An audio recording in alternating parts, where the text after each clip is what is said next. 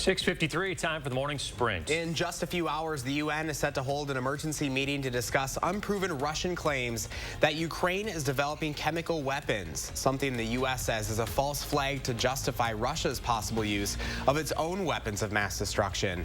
2.3 million refugees have fled Ukraine. The mayor of Kyiv says half the city has left, with Russian troops just miles away. Food supplies in some battered cities are reportedly running dangerously low. The Wisconsin Supreme Court deciding whether people appointed by government boards can stay past their term ends. Dr. Fred Prehn has been continuing to serve on the Natural Resources Board after his term expired, while the Senate has not approved the governor's appointee. Oral arguments for the case were delivered yesterday.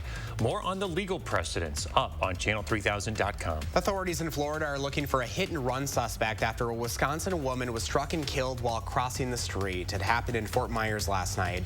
Mary Reed of Cottage Grove was pronounced dead at the scene. She worked at the Dive-In Bar on Cottage Grove Road, and bar staff leaned a bar stool up against her favorite gambling machine overnight in her memory.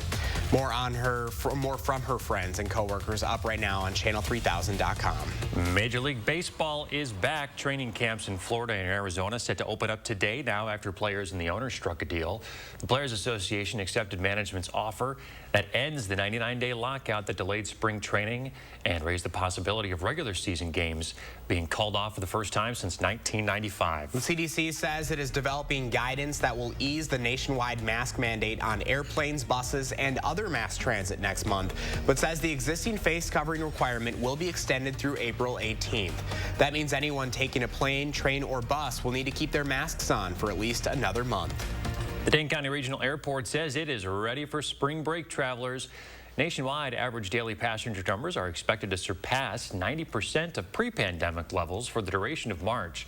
They say to make sure that your trip is fast and easy, be sure to wear those masks. Follow the liquid limit rule. Pack food in a clear plastic bag, leave those prohibited items at home, and give yourself extra time. The man accused of driving his SUV through the Waukesha Christmas parade, killing 6 people, will be in court at 9 o'clock this morning. 6 new felony charges filed against Darrell Brooks. They allege Brooks killed 6 people while on drugs. That brings the total amount of felony charges against him to 83. Emilio Delgado, who spent more than 40 years entertaining generations of children playing the Fix-It shop owner Luis on Sesame Street, has died. He passed away last night at his home in New York City. In 2020, he'd been diagnosed with a type of blood cancer. Emilio Delgado was 81 years old. Inflation fear causing mortgage rates to go up just ahead of the busy spring real estate market. The mortgage company Freddie Mac reports the 30-year fixed rate averaged 3.85% this week. Analysts also say the war in Ukraine is causing percentages to climb because of market instability and the threat of supply shortages.